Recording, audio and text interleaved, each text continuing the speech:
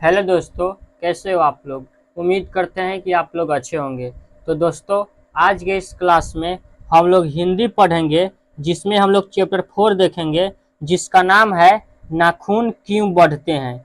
ये जो आपका चैप्टर है ना, नाखून क्यों बढ़ते हैं, इस चैप्टर में जितना भी महत्वपूर्ण वीवीआई ऑब्जेक्टिव प्रश्न है जो आपके बोर्ड परीक्षा 2025 के लिए इम्पोर्टेंट है, उन सारे प्रश्नों को आज के इस क्लास में हम लोग देखेंगे। तो इस क्लास को आप लोग शुरू से लेकर अंत तक जरूर देखिएगा। तो चलिए दोस्तों, आज के इस क्लास को ना हम लोग शुरू करते हैं। आपका पहला नंबर प्रश्न देखिए क्या कह रहा है। आपका पहला नंबर प्रश्न कह रहा है, हजारी प्रसाद द्विवेदी द्वारा रचित पाठ है, यानी हजारी प्रसाद द्विवेदी के द्वारा रचित पाठ कौन सा है। तो मैं आपको बता दूं कि हजारी प्रसाद द्विवेदी के द्वारा ना रचित पाठ जो है वह नाखून क्यों बढ़ते हैं, यही पाठ है। तो इसका सही जवाब ऑप्शन डी हो जाएगा। आपका अगला नंबर प्रश्न देखिए क्या कह रहा है। आपका अगला नंबर प्रश्न कह रहा है कि नाखून का इतिहास किस पुस्तक में मिलता है। तो मैं आपको बता दूं कि नाखून का जो इतिहास होता है ना, वह काम सूत्र में मिलता है। तो इसका सही जवाब ऑप्शन बी हो जाएगा। आपका अगला नंबर प्रश्न देखिए क्या कह रहा है। आपका अगला नंबर प्रश्न कह रहा है, हजारी प्रसाद द्विवेदी ने डी लिट की उपाधि किस विश्वविद्यालय से प्राप्त की। तो मैं आपको बता दूं कि हजारी प्रसाद द्विवेदी जी ने ना डी लिट की उपाधि लखनऊ विश्वविद्यालय से प्राप्त किए थे। तो इसका सही जवाब ऑप्शन ए हो जाएगा। आपका अगला नंबर प्रश्न देखिए क्या कह रहा है। आपका अगला नंबर प्रश्न कह रहा है, कहानी में चंद्रकार, त्रिकोण, दंतुल, वर्तुलाकार आकृतियों का संबंध मानव के किस अंग से है। तो मैं आपको बता दूं कि चंद्रकार, त्रिकोण, दंतुल, वर्तुलाकार जो आकृतियों का संबंध है ना, वह मानव के नख से है। तो इसका सही जवाब ना ऑप्शन बी हो जाएगा। यह आप लोग याद रखिएगा। आपका अगला नंबर प्रश्न देखिए क्या कह रहा है। आपका अगला नंबर प्रश्न कह रहा है कि नखधर मनुष्य आज किस पर भरोसा कर रहा है। तो मैं आपको बता दूं कि नखधर मनुष्य जो होता है ना, वह आज एटम बम पर भरोसा कर रहा है। तो इसका सही जवाब ऑप्शन सी हो जाएगा। आपका अगला नंबर प्रश्न देखिए क्या कह रहा है। आपका अगला नंबर प्रश्न कह रहा है, आपका अगला नंबर प्रश्न कह रहा है, मनुष्य की मनुष्यता यही है कि वह सबके दुख सुख को सहानुभूति के साथ देखता है। यह तथ्य किसका है। मनुष्य की मनुष्यता यही है कि वह सबके दुख सुख को सहानुभूति के साथ देखता है। यह तथ्य किसका है। तो मैं आपको बता दूं कि यह जो तथ्य है ना, वह गौतम बुद्ध का है। तो इसका सही जवाब ना ऑप्शन सी हो जाएगा। यह आप लोग याद रखिएगा। आपका अगला नंबर प्रश्न देखिए क्या कह रहा है। आपका अगला नंबर प्रश्न कह रहा है, सब पुराने अच्छे नहीं होते और सब नए खराब नहीं होते, यह किसका कथन है। तो मैं आपको बता दूं कि यह जो कथन है ना, वह कालिदास ने कहे थे। तो इसका सही जवाब ऑप्शन ए हो जाएगा। आपका अगला नंबर प्रश्न देखिए क्या कह रहा है। आपका अगला नंबर प्रश्न कह रहा है, आर्यों के पास था, आर्यों के पास क्या था, यही आपसे पूछ रहा है। तो मैं आपको बता दूं कि आर्यों के पास ना इनमें से सभी था। मिट्टी भी था, लोहे का अस्त्र भी था, घोड़े भी था। तो इसका सही जवाब ऑप्शन डी हो जाएगा। आपका अगला नंबर प्रश्न देखिए क्या कह रहा है। आपका अगला नंबर प्रश्न कह रहा है कि प्राचीन मानव का प्रमुख अस्त्र शस्त्र था, यानी प्राचीन मानव का प्रमुख अस्त्र शस्त्र क्या था, यही आपसे पूछ रहा है। तो मैं आपको बता दूं कि प्राचीन मानव जो थे ना, उनका अस्त्र शस्त्र जो था वह नाखून था। तो इसका सही जवाब ऑप्शन बी हो जाएगा। आपका अगला नंबर प्रश्न देखिए क्या कह रहा है।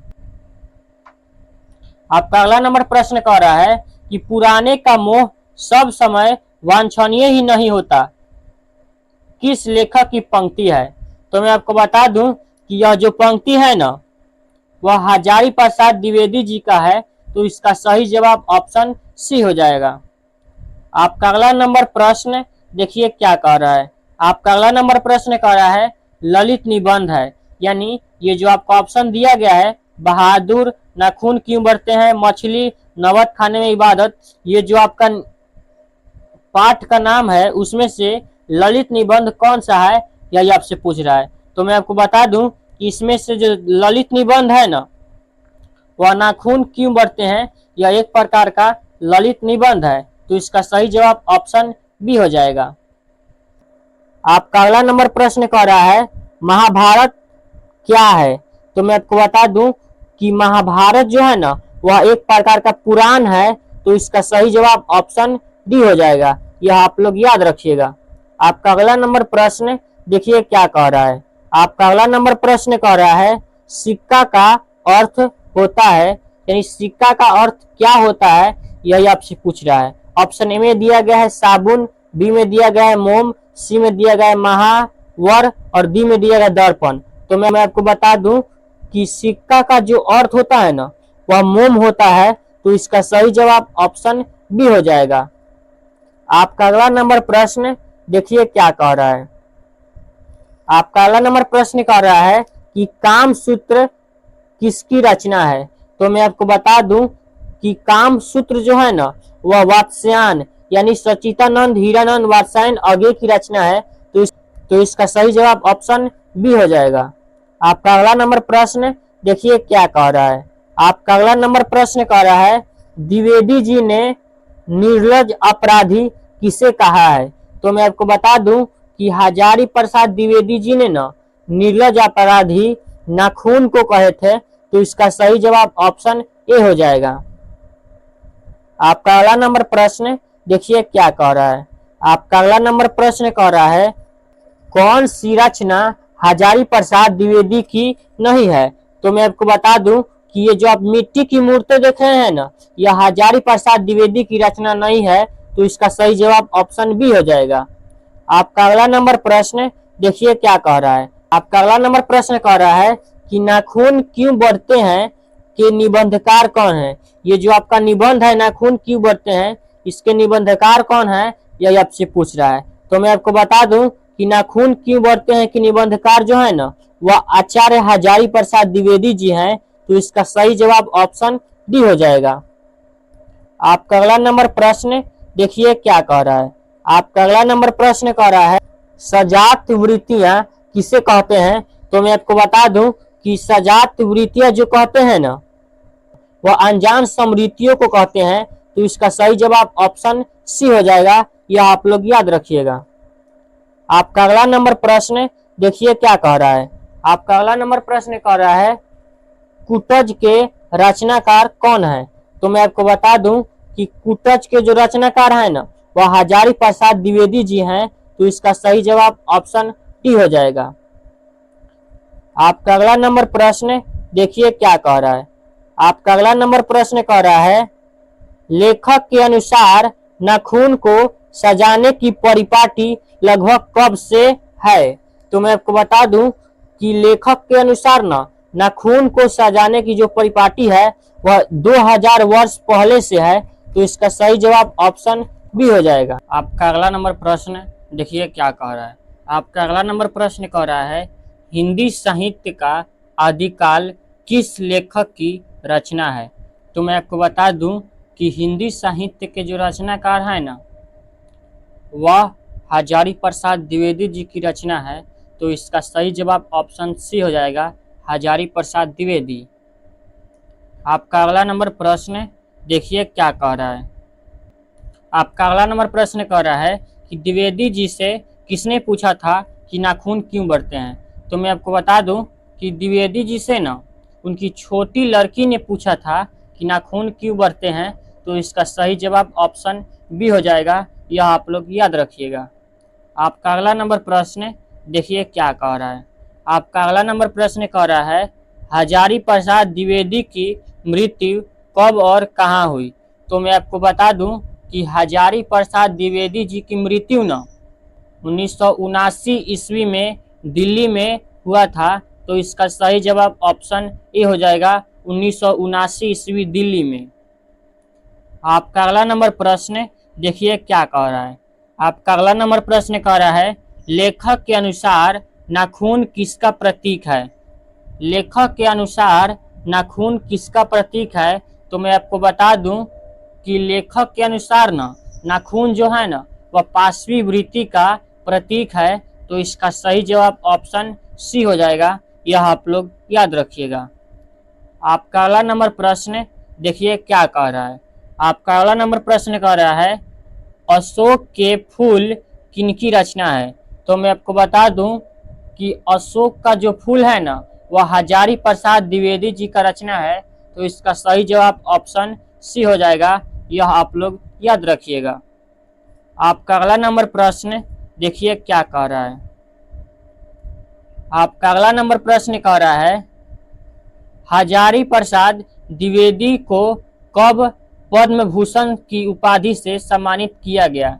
हजारी प्रसाद द्विवेदी जी को कब पद्म भूषण से सम्मानित किया गया। तो मैं आपको बता दूं कि हजारी प्रसाद द्विवेदी जी को ना 1957 ईस्वी में पद्म भूषण से उपाधि से सम्मानित किया गया था। तो इसका सही जवाब ऑप्शन ए हो जाएगा 1957 ईस्वी। आपका अगला नंबर प्रश्न देखिए क्या कह रहा है। आपका अगला नंबर प्रश्न कह रहा है पृथ्वीराज रासो किनका संपादन है। पृथ्वीराज रासो जो है वह किनका संपादन है यही आपसे पूछ रहा है। तो मैं आपको बता दूं कि पृथ्वीराज रासो जो है ना वह हजारी प्रसाद द्विवेदी जी का संपादन है। तो इसका सही जवाब ऑप्शन बी हो जाएगा। आपका अगला नंबर प्रश्न देखिए क्या कह रहा है। आपका अगला नंबर प्रश्न कह रहा है नख नाखून किसका प्रतीक है। तो मैं आपको बता दूं कि नाखून जो है ना पशुता का प्रतीक है। तो इसका सही जवाब ऑप्शन बी हो जाएगा। यह आप लोग याद रखिएगा। आपका अगला नंबर प्रश्न देखिए क्या कह रहा है। आपका अगला नंबर प्रश्न कह रहा है देवताओं के राजा से किन्हें संबोधित किया जाता है। देवताओं के राजा से किन्हें संबोधित किया जाता है। ऑप्शन ए में दिया गया है विष्णु जी को, ऑप्शन बी में दिया गया है शंकर जी को, ऑप्शन सी में दिया गया है ब्रह्मा जी को और ऑप्शन डी में दिया गया है इंद्र जी को। तो मैं आपको बता दूं कि देवताओं के राजा से ना इंद्र जी को संबोधित किया जाता है। तो इसका सही जवाब ऑप्शन डी हो जाएगा। यह आप लोग याद रखिएगा। आपका अगला नंबर प्रश्न देखिए क्या कह रहा है। आपका अगला नंबर प्रश्न कह रहा है कौन मनुष्य का आदर्श नहीं बन सकती है। तो मैं आपको बता दूं कि ये जो बंदरिया है ना बंदरिया वह कभी भी मनुष्य का आदर्श नहीं बन सकती है। तो इसका सही जवाब ऑप्शन बी हो जाएगा। आपका अगला नंबर प्रश्न देखिए क्या कह रहा है। आपका अगला नंबर प्रश्न कह रहा है हजारी प्रसाद द्विवेदी का जन्म कहाँ हुआ। हजारी प्रसाद द्विवेदी जी का जन्म कहाँ हुआ था यही आपसे पूछ रहा है। तो मैं आपको बता दूं कि हजारी प्रसाद द्विवेदी जी का जन्म ना बलिया उत्तर प्रदेश में हुआ था। तो इसका सही जवाब ऑप्शन सी हो जाएगा बलिया उत्तर प्रदेश। आपका अगला नंबर प्रश्न देखिए क्या कह रहा है। आपका अगला नंबर प्रश्न कह रहा है हजारी प्रसाद द्विवेदी आपका अगला नंबर प्रश्न कह रहा है हजारी प्रसाद द्विवेदी का जन्म कब हुआ। हजारी प्रसाद द्विवेदी का जन्म हजारी प्रसाद द्विवेदी का जन्म कब हुआ। तो मैं आपको बता दूं कि हजारी प्रसाद द्विवेदी का जो जन्म हुआ था ना वह 1905 ईस्वी में हुआ था। तो इसका सही जवाब ऑप्शन ए हो जाएगा। आपका अगला नंबर प्रश्न देखिए क्या कह रहा है। आपका अगला नंबर प्रश्न कह रहा है दधीची की हड्डी से क्या बना था। तो मैं आपको बता दूं कि दधीची की हड्डी से ना